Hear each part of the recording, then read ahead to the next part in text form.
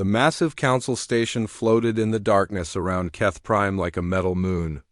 Inside its gleaming halls, representatives from across the galaxy gathered for what many believed would be a simple military planning session. The air recyclers hummed quietly as beings of different shapes and sizes took their places around the enormous circular table. Delegate Zarathul stood near the holographic display unit, her crystalline form catching the light from overhead panels. She had requested this emergency session 3 days ago, after reviewing intelligence reports about a small blue planet in the Outer Rim territories. Her translucent fingers moved across the control surface as she prepared her presentation. Jake Morrison sat in the observer section watching the proceedings with growing unease. He had been working as a human liaison with various alien species for 3 years now, ever since first contact had been established. Most of the council members barely acknowledged his presence, considering humans too primitive to contribute meaningfully to galactic affairs.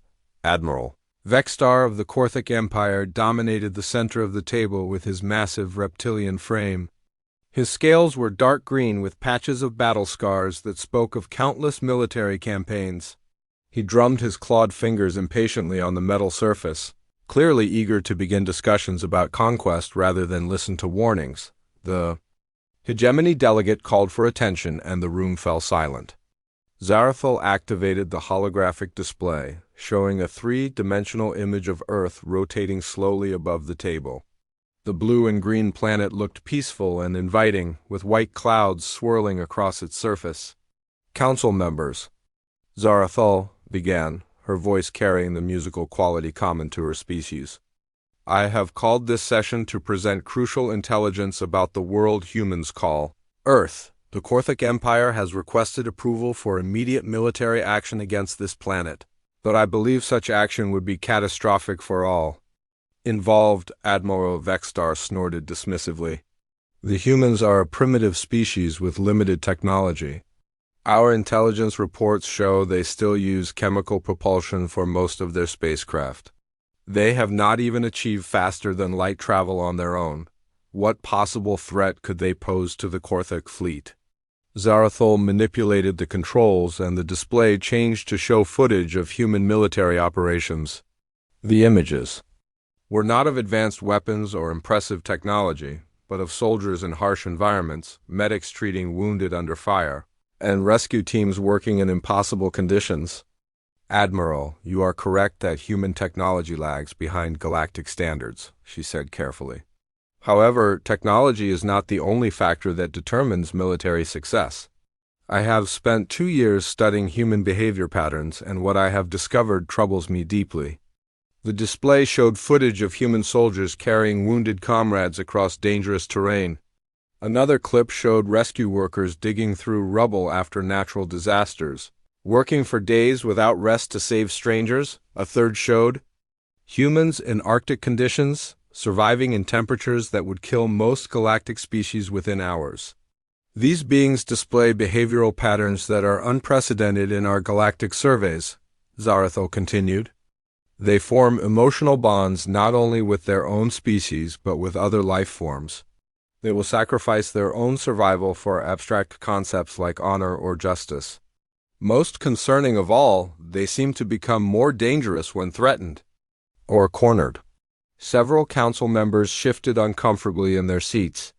The Vrex representative, a tall being with 4 arms and silver skin, leaned forward. Delegate Zarathul, surely you are not suggesting that emotional behavior makes them militarily significant. Most species show protective instincts toward their young or their immediate group. This is normal biological programming. The display changed again, showing footage that Jake Morrison recognized from Earth's history archives. Human soldiers storming beaches under heavy fire during ancient wars. Civilians forming resistance groups against occupying forces.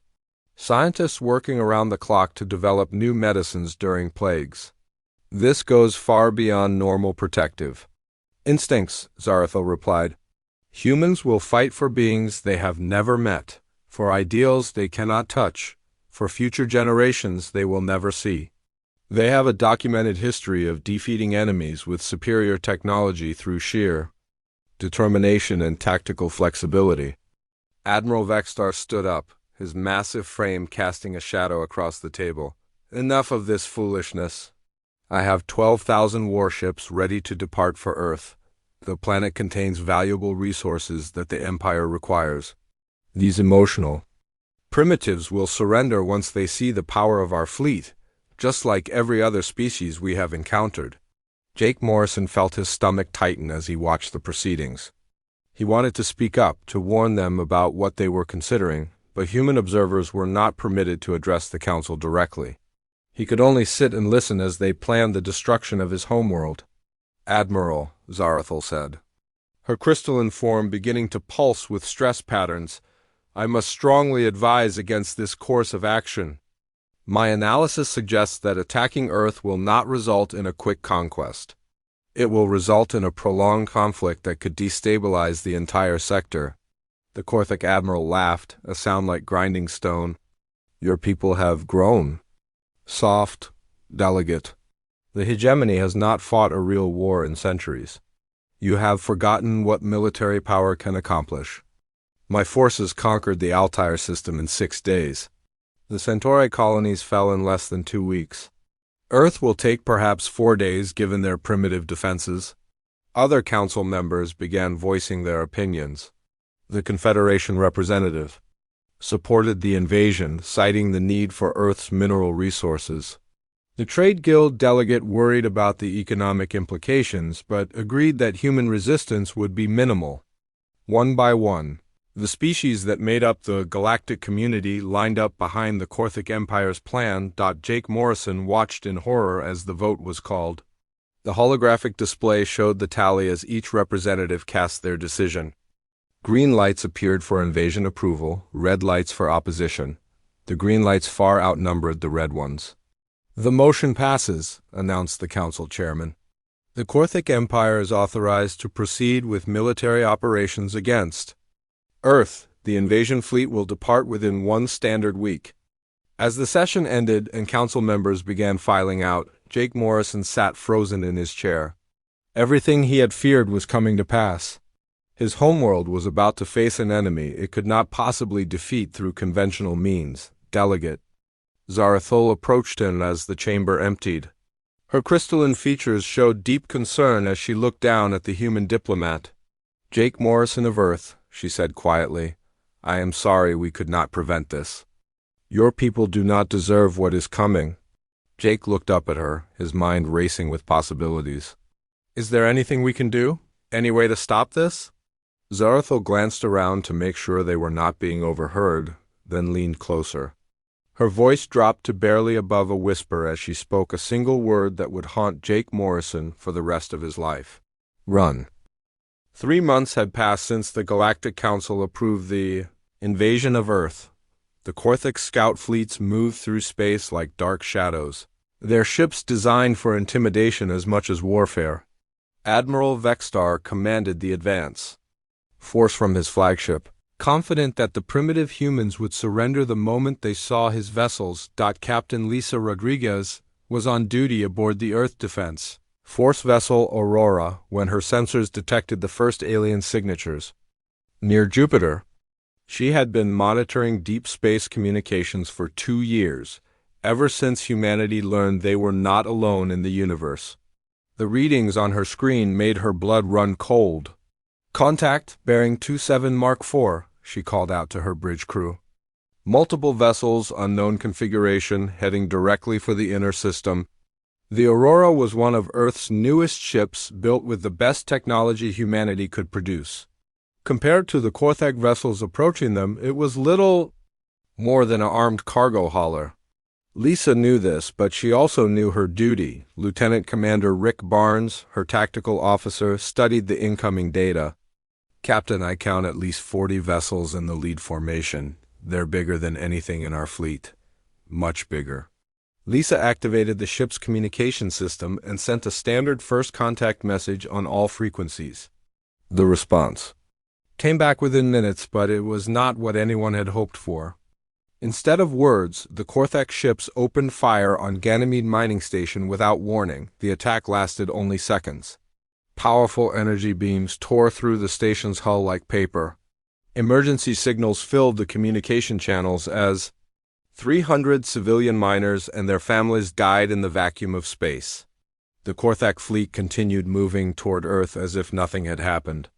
All ships, this is Aurora, Lisa broadcast on the emergency frequency. We are under attack by hostile alien forces. Ganymede Station has been destroyed. All available vessels converge on Jupiter immediately. The response surprised even Lisa. Within hours, every human ship capable of spaceflight was heading toward the outer system. Military vessels led the way, but civilian cargo haulers, passenger liners, and even modified mining ships joined the growing fleet. Humanity was coming together in a way that would have been impossible for most galactic species. Admiral Ben Carter commanded the human response from the battleship Defiance. He was a veteran of Earth's last major conflict, a man who understood both the cost of war and the price of freedom. As he watched the tactical display showing hundreds of human ships converging on the enemy position, he felt something he had not experienced in years: pride. "Admiral," his communications officer reported, "we're receiving volunteer requests from civilian vessels. They want to join the attack." Ben looked at the display showing cargo ships requesting permission to ram enemy vessels, passenger liners, volunteering to serve as decoys, and mining ships jury-rigging explosive charges to their hulls. These were not soldiers, but they were ready to fight and die for their world. "Tell them all requests are approved," Ben said quietly, "and patch me through to the entire fleet." His voice carried across space to every human vessel in the solar system. "This is Admiral Carter to all ships. They came to our home and murdered our people. They think we'll roll over and surrender because their ships are bigger and their weapons are stronger. They're about to learn something about humanity that the galaxy has never seen before." The space battle that followed defied every rule of civilized warfare. The Korthak expected the humans to maintain safe distances and engage in formal combat maneuvers. Instead, human ships charged straight at the alien fleet, firing everything they had while civilian volunteers rammed enemy vessels. Captain Maria Santos commanded a converted cargo ship called Liberty. When her weapons failed and her engines were damaged, she did something that horrified the Korthak observers. She set her ship on a collision course with the enemy flagship and activated the cargo bay's emergency release, filling space with explosive mining charges. The Korthak ships were superior in every measurable way, but their crews had never faced an enemy that treated space combat like a knife fight. Human ships that should have retreated when damaged instead accelerated toward enemy positions. Pilots who should have ejected when their vessels were crippled stayed at their posts to ram enemy ships. Lieutenant Don Foster was flying a single-seat fighter when his craft took a direct hit from a Korthak beam weapon. His left engine was gone and his life support was failing, but instead of turning back, he aimed his fighter at the nearest enemy ship and pushed his remaining engine to maximum power. "This is for Ganymede Station," he said over the radio as his fighter struck the alien vessel's bridge. The Korthak fleet began to pull back, but the humans followed them. Ships that had been built for cargo transport and passenger service chased military vessels across the outer system. Mining ships that should have been easy targets somehow managed to get close enough to detonate improvised weapons against enemy hulls. Admiral Vexstar watched the battle from his command center with growing disbelief. His forces were winning by every tactical measure, but the humans refused to acknowledge defeat. More disturbing were the radio transmissions his analysts intercepted from the human vessels. "Strike Team 7, enemy weak point identified at grid reference Alpha 4. Confirmed, we see it. Moving to attack position. Medical ship requesting emergency docking with damaged vessels. Negative, stay clear. We're rigging this ship to explode. All ships, be advised, civilian rescue teams are recovering survivors from destroyed vessels." The Korthak admiral realized he was not fighting a military force following standard combat doctrine. He was fighting an entire species that had suddenly become collectively furious. Every human ship shared information with every other human ship. Damaged vessels continued fighting until they exploded. Most disturbing of all, they were actually rescuing survivors from both sides during active combat. "Admiral," his tactical officer reported, "we're detecting more human ships entering the battle zone, many more."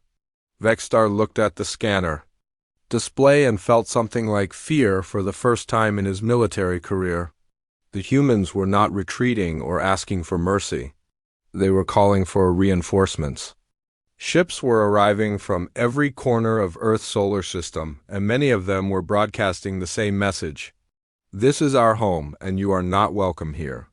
The first battle ended with the Korthik scout fleet retreating to regroup, but they had learned something that would change the course of the war. The humans had lost more ships and more people, but they had also shown something the galaxy had never seen before.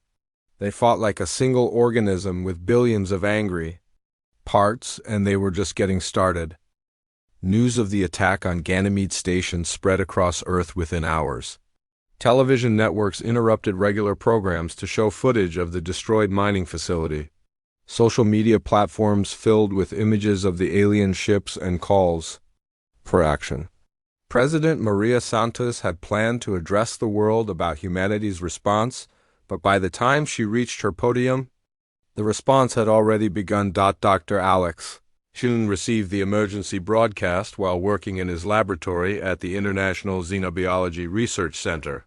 He had been studying alien tissue samples and biological data collected during the first peaceful contacts with other species. Now he stared at his research with new understanding. The same alien physiology he had been trying to heal could be used to harm. "Cancel all current projects," he told his research team. "We're switching to military applications immediately." His team of 12 scientists began working around the clock to develop biological weapons specifically designed to counter Korthik physiology. They discovered that the aliens' advanced immune systems had never encountered Earth bacteria. What was harmless to humans could be deadly to the invaders. Engineer Kate Murphy was managing a civilian spacecraft maintenance facility when the call came for volunteers. Her company normally repaired cargo haulers and passenger ships, but within days she had converted her entire operation into a weapons manufacturing center. Using salvaged alien technology from the first battle, she began designing new weapon systems.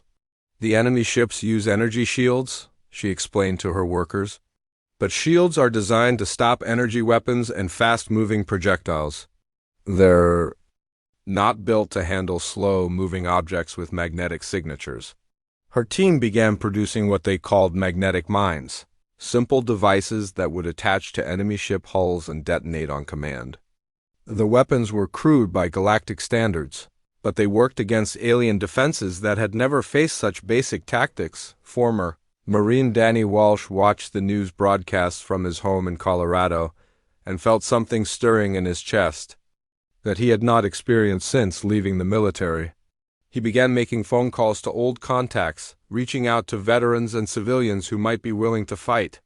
Within a week, he had organized resistance cells in every major city on Earth. "Listen up," he told a gathering of volunteers in an abandoned warehouse.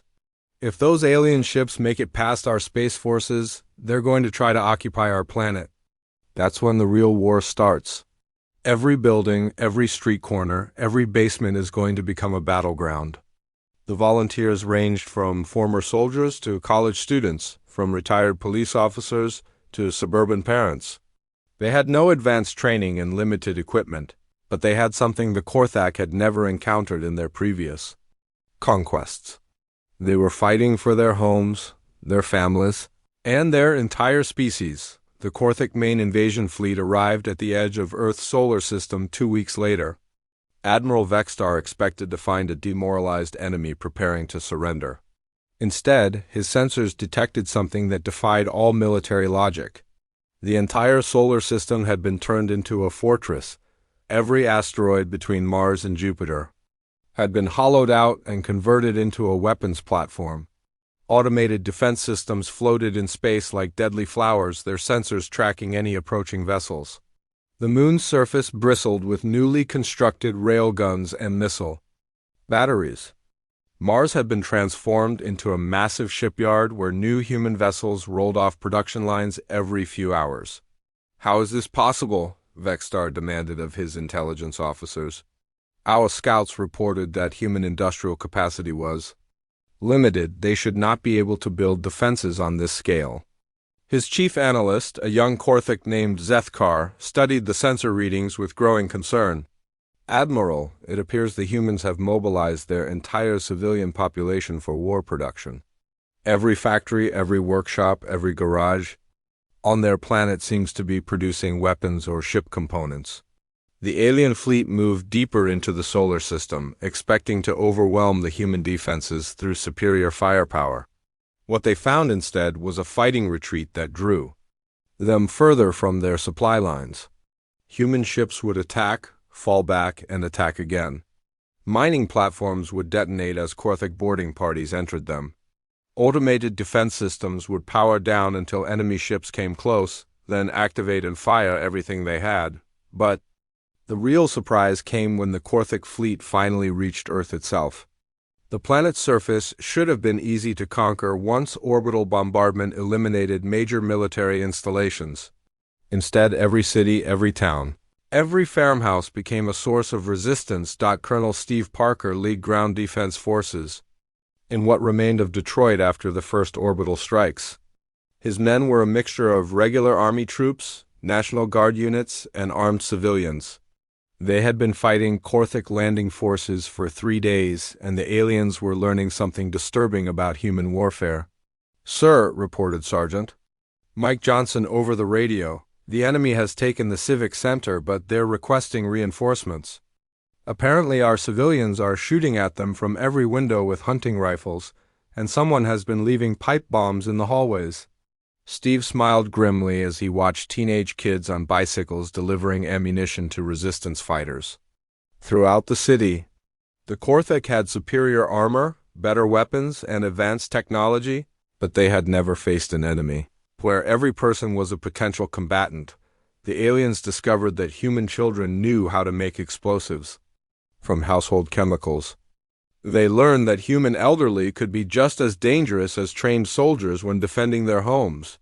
Most disturbing of all, they found that humans would continue fighting with injuries that should have been fatal. Dr. Sarah Miller ran a field hospital in the ruins of a shopping mall, treating both human and alien wounded. She had taken an oath to save lives, and she honored that oath even in the middle of a war zone. But she also provided intelligence about alien physiology to the resistance fighters who brought patients to her. Their breathing apparatus is vulnerable to certain chemical compounds, she explained to a group of civilian volunteers. Tear gas won't kill them, but it will disable them long enough for you to capture their weapons. The Korthik ground forces found themselves fighting an enemy that seemed to be everywhere and nowhere. Human resistance fighters would attack from sewers, rooftops, and abandoned buildings. They would disappear into crowds of refugees only to reappear miles away with captured alien weapons. Admiral Vexstar received increasingly desperate reports from his ground commanders. The humans were not fighting like any enemy the Korthik had previously encountered. They shared information instantly, across vast distances. They coordinated attacks between military units and civilian groups. Most puzzling of all, they seemed to fight harder when their casualties increased rather than seeking to minimize losses. The war that was supposed to end in days had stretched into weeks, and the Korthik were beginning to understand what Delegate Zarathul had tried to warn them about. They were not fighting a primitive species with limited technology. They were fighting 7 billion individuals who had collectively decided that death was preferable to surrender, and who would use any means necessary to protect their world and their people. 6 months into what Admiral Vexstar had promised would be a week-long conquest, the Korthik Empire faced a crisis that threatened their entire military structure. Reports from the Earth campaign arrived daily at the Imperial Command Center, each one more disturbing than the last.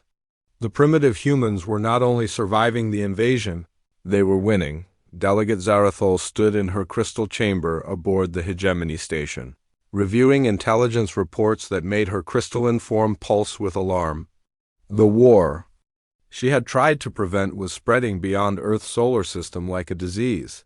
Human radio transmissions were being detected across 17 different star systems, and alien intelligence services were working desperately to decode their meaning. The content of those transmissions terrified every species that heard them. The humans were not sending pleas for help or offers of surrender. Instead, they were broadcasting detailed instructions on how to kill Korthik soldiers more efficiently.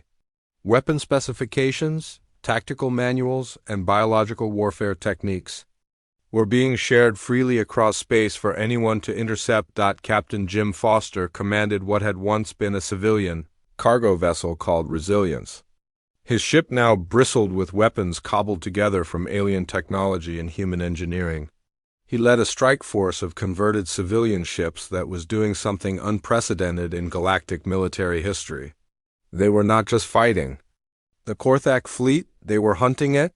Target acquired, reported his tactical officer, a former shipping clerk named Nancy Wright.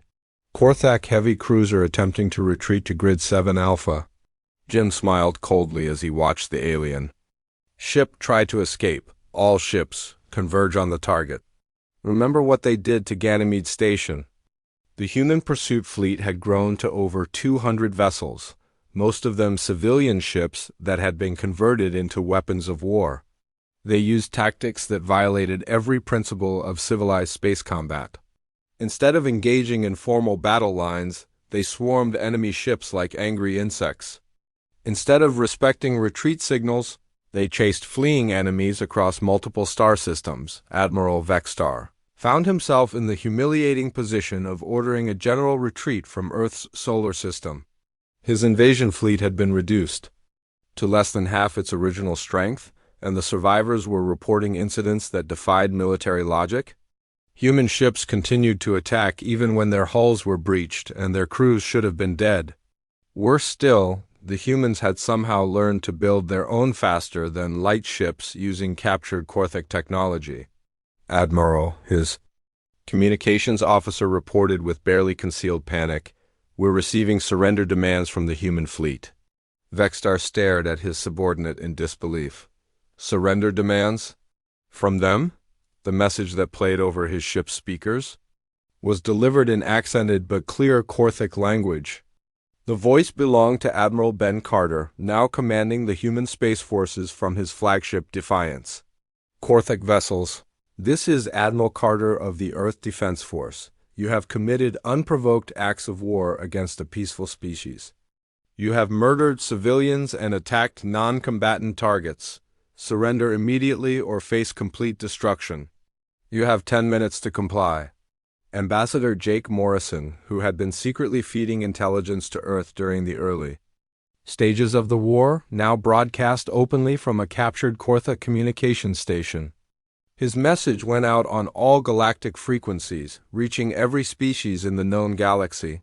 Citizens of the galaxy, Jake's voice carried across the stars, you have seen what happens when someone threatens humanity. Now you're going to learn what we do to those who threaten others. The Korthik Empire chose to make war on peaceful beings. They will face the consequences of that choice. The most disturbing intelligence reports came from Korthik survivors who had been captured by human forces. Their testimonies painted a picture of an enemy that operated by completely alien logic. Human soldiers would continue fighting with wounds that should have killed them. They seemed to communicate without technology, coordinating attacks across vast distances through methods that Korthik scientists could not explain. Even more unsettling were reports of humans caring for captured Korthik personnel. Medical facilities run by human doctors were treating alien wounded with the same dedication they showed their own people. Human families had been observed adopting Korthik younglings found on destroyed ships, raising them as their own children. Dr. Alex Chun had become something of a legend among the resistance forces. His biological weapons had saved countless human lives by disabling Korthik ground forces without killing them. But his most important work was happening in secret laboratories where he studied captured aliens not to harm them, but to heal them. We need to understand their biology completely, he explained to his research team. Not just to fight them, but to help them. Some of these soldiers are barely more than children. They don't deserve to die for their leader's mistakes. Engineer Kate Murphy's weapons designs were being implemented not just on human ships, but on vessels belonging to other species who had quietly begun supporting the human war effort. The Vrex Confederation had secretly provided raw materials. The Trade Guild was sharing intelligence about Korthik supply lines. Even some hegemony worlds were offering covert assistance. The galaxy is choosing sides, Delegate Zarafil reported to the Emergency Council session. And they are not choosing the Korthik Empire. The war that had begun in Earth's solar system now stretched across 12 star systems. Human pursuit? Fleets were intercepting Korthik raids on other worlds, essentially defending species they had never met before first contact. Former enemies were sending messages of gratitude to Earth, praising human forces for protecting their colonies and trade routes. Colonel Steve Parker, still fighting in the ruins of Detroit, received a communication that changed his understanding of the war. A group of young Korthik soldiers had surrendered to his forces, but instead of requesting prisoner exchange, they asked for asylum. They had been conscripted into the invasion force against their will and wanted to defect to the human side.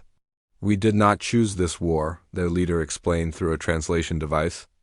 "Our empire forced us to fight. We have seen how humans treat prisoners and civilians. We want to join you instead." Steve looked at the alien soldiers, barely older than his own son, and made a decision that would echo across the galaxy. "Welcome to Earth. We'll find you a place here." The reports reaching the Galactic Council painted a picture that challenged everything they thought they knew about warfare and civilization. The humans were not just defending themselves, they were creating something new. Mixed crews of humans and alien defectors served on the same ships. Former enemies worked together in research laboratories and medical facilities. Most remarkably, human children were playing with alien younglings in refugee camps, learning each other's languages. And Customs. Admiral Vextar's final report to the Korthik High Command was brief and devastating. "The humans cannot be conquered. They do not fight for territory or resources. They fight for ideas that make them stronger with every loss. I recommend immediate cessation of all hostile actions and formal surrender negotiations." The galaxy was learning that invading Earth had not just been military madness. It had awakened something that would change the balance of power among the stars forever. 1 year after the invasion began, Admiral Vextar stood on the bridge of his flagship for the last time as commander of the Korthik invasion fleet. The once mighty armada that had numbered 12,000 vessels now consisted of fewer than 300 damaged ships limping toward a rendezvous point near Jupiter. He had requested permission to surrender from the Korthik High Command 3 times, and 3 times he had been refused. Now he was making the decision on his own. Captain Lisa Rodriguez received the surrender signal while commanding a mixed fleet of human and alien vessels that had been pursuing Korthik forces across 4 star systems.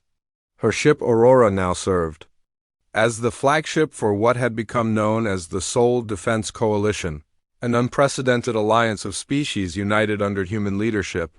"Captain," her communications officer reported, "we're receiving a formal surrender request from the Korthik flagship. Admiral Vextar is requesting safe passage to discuss terms." Lisa looked around her bridge at the crew that reflected the new reality of galactic politics. Her tactical officer was still Lieutenant Commander Rick Barnes, but her navigation specialist was a young Vrex who had volunteered to serve with human forces. Her engineering team included 2 Korthik defectors who had provided crucial intelligence about their former fleet's weaknesses. "Grant them safe passage," Lisa decided. "It's time to end this war."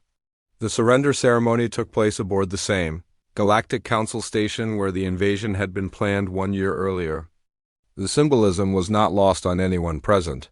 President Maria Santos represented humanity not as a primitive species seeking acceptance, but as the leader of a civilization that had fundamentally changed the balance of power in the galaxy. Delegate Zarathil watched the proceedings with a mixture of relief and amazement. Her warnings about invading Earth had been proven correct in ways she had never imagined. The humans had not just defended themselves, they had created something entirely new in galactic civilization. "The formal surrender documents have been signed," she announced to the assembled representatives. "The Korthic Empire acknowledges defeat and accepts responsibility for initiating unprovoked warfare against Earth and its allies." President Santu stood to address the council, but the tone of her speech was unlike anything previously heard in these chambers. She spoke not as a supplicant seeking mercy, but as a leader offering hope to a galaxy that had forgotten what real peace looked like. "Members of the galactic community," she began, "this war has taught us all valuable lessons about the cost of aggression and the power of unity. Humanity does not seek revenge against the Korthic people. Instead, we offer them partnership in building something better." Admiral Ben Carter, now wearing the uniform of the first human member of the Galactic Council, presented the Council with a comprehensive report on human capabilities and intentions. The document outlined not just military strength, but humanitarian achievements that had emerged from the conflict. Dr. Alex Chen had developed medical techniques that saved lives across multiple species. His research into alien biology had led to treatments for diseases that had plagued galactic civilization for centuries. More importantly, his work had been shared freely with every species that requested it, demonstrating humanity's commitment to helping rather than exploiting others. Engineer Kate Murphy's innovations were being implemented in defensive systems across the galaxy. Her designs had evolved from crude weapons to sophisticated technologies that could protect entire star systems from invasion. Like Dr. Chun, she had made her work available to any species that wished to defend themselves, but the most significant change was philosophical rather than technological.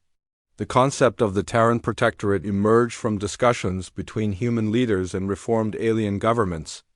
It was not an empire or a confederation, but something entirely new in galactic politics. "We propose a different kind of alliance," President Santos explained to the Council. "Not based on conquest or economic advantage, but on mutual protection and shared growth. Any species that wishes to join the Protectorate will receive our protection and our assistance, but they will also be expected to provide the same to others." Former Marine Danny Walsh had become the director of what was now called the Galactic Defense Corps, a mixed force of human and alien personnel trained to respond to threats against any member species. His training programs emphasized not just military tactics, but the human concepts of honor, sacrifice, and protecting those who could not protect themselves.